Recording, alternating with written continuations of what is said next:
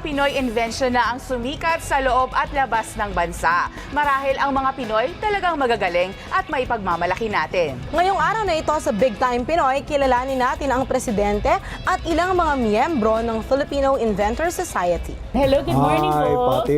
Magandang hapon sa iyo. Yes. At mabuti at napasyalan mo ang aming opisina. Para na sa ganun naman, malaman ng tao na meron palang samahan at organisasyon nitong mga Filipino inventors. Well, siyempre, itong samahan namin, talagang pinupush dito yun, invention. Pinoy invention, pero ang sinasabi nga natin, ang invention po ay maraming kategorya.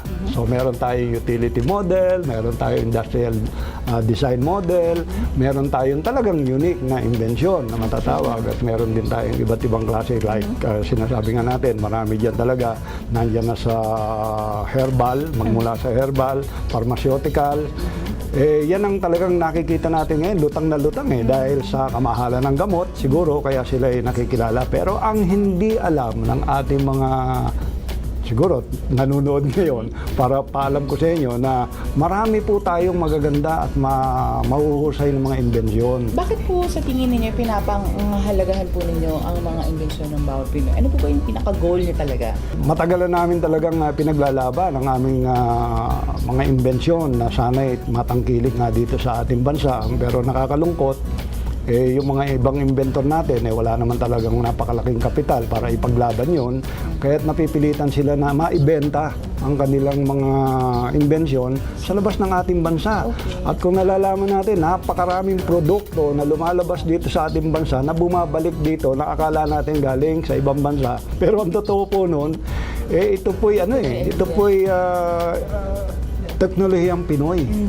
Kaya't yun ang siguro dapat nating bigyan ng suporta, alagaan, para nang sa ganon ay talagang makita natin kung paano natin mapapaunlad ang ating bansa sa pamamagitan ng sarili natin mga intelektual. Alam ko po, as an inventor, marami na rin po kayong mga nagawa at na-invento. Isa na po dito yung tinatawag po natin na Probator. Ay nako, pagka si Popoy, tinawag mo ng Popoy, hindi nakilala halos si Popoy. Ang pagkakakilala ka sa akin, si Mr. Probaton na Ito pong Probaton na isang uri ng batuta na ito po'y ginagamit na sa halos buong Amerika, at ito inadapt natin dito locally. At ang kaibahan nga lang nito, talagang masasabi natin na dinaig natin. Pero ang ganda po ng naging innovation nito, sapagkat ito po ay nakakapagbigay ng proteksyon sa ating mga humahawak na peace officer. Dahil ito po ay defensive ang paghawak nito, at hindi po ito basta pamalo na lamang na tinatawag natin na isang uri ng batuta. At ito po ay dinesign talaga sa tamang bigat, sa tamang haba, sa tamang sistema ng paggamit. Kaya't ito po ay binibigyan namin ng kaukulang training kung ito po ay gagamitin na ng ating mga peace officer sa ating bansa. Panahon ng Hapon, nung ito'y original na may ma-organize, actually 1943 pati, no? Panahon ng Hapon, gera, at yung ating mga magigiting na nanguna sa pagbubuo nitong samahang ito ay lakas loob na nag-organize itong organisasyon ng Philippine Inventor Society. Original na pangalan yan, Philippine Inventor Society, nung mula pa, at hanggang sa kasulukuyan is the same Philippine Inventor Society. Kaya this is the original. We are under Republic Act 7459. Binabanggit po noon 5 beses ang FIS, ang Philippine Inventor Society, at tayo po binigyan ng mga incentives at mga pribilehyo ng batas at ng gobyerno upang makinabang ang ating mga kapwa-inventor. Simula po ito ng mga mabibilang nyo sa daliri ng inyong kamay ang miyembro nung magsimula ako. Pero ngayon po, maabot na po kami ng 1,000 sa buong kapuluan. Ano-ano po ba yung mga invention na nagawa po within the society? Katulad nga nung kay Presidente natin ngayon, kasalukuyan, Pangulo natin, si Popoy Pagayon, mayroon po siya nung kasalukuyan ginagamit na alternative weapon. Tawagin natin yan. Alternative weapon niya sapagkat yan po ipinapalit sa baril. Yan po ang Probaton. Pangalawa po, yung portasol niya na dapat, actually solar yan, na dryer, solar yan. Pero napaka-importante po na sa ating agrikultura sapagkat kasama po yan sa ating post-harvest improvements. Dahil para ang ating pagpapatuloy ng palay ay malinis at mabilis. Yun ang dalawang pinaka-importante na malinis, mabilis. Yung iba naman po ay nandun tayo sa katulad nung medyo high-tech, mas high-tech ng konti. Tayo po nakakarating na po sa nanotechnology sa kasalukuyan. Baka di kayo maniwala.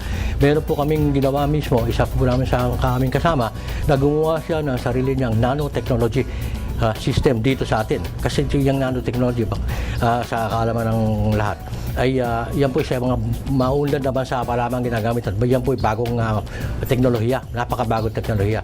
Pero meron na po tayo dito. Alam niyo, ang Bureau of Post Harvest is all out to support the inventors. Okay? In fact, ang ating Pangulo ngayon, nung ginanap ang ating Memorandum of Agreement sa FIS, siya rin yung Pangulo noon.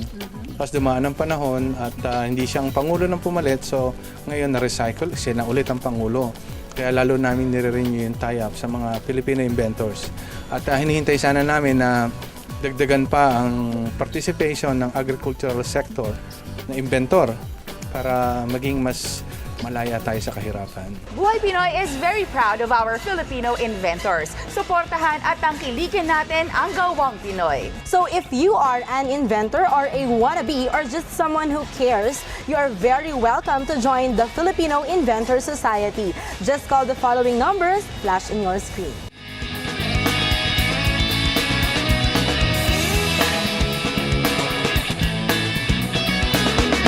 You are a patriotic Filipino. Like the unsung heroes that they are, it may come as an eye-opening surprise to most that Filipino inventors are far more prolific and their inventions are much more noteworthy than generally perceived. You care for the future of the Filipino inventors, the upliftment of the neglected, the ignored, the unrecognized and virtually unknown Filipino inventor. The time has come for the intellectual property product of the Filipino to be globally competitive and recognized. You believe that given the proper support, the right environment and adequate atmosphere of economic freedom, they can do more not only for their own satisfaction, but to be partners in nation building. Tanghalang Pinoy for Filipino Inventions, Francisco O. Magayo. Congratulations sa Buhay Pinoy sa 5th year, ano? 5th year. Sana manganak pa ng maraming taon at patuloy niyong ibigay ang pagsiservisyo sa iba't ibang sektor ng ating lipunan sa pagbibigay ng gantong klaseng karangalan. At maraming salamat sa pagkilala niyo sa aming mga inventor.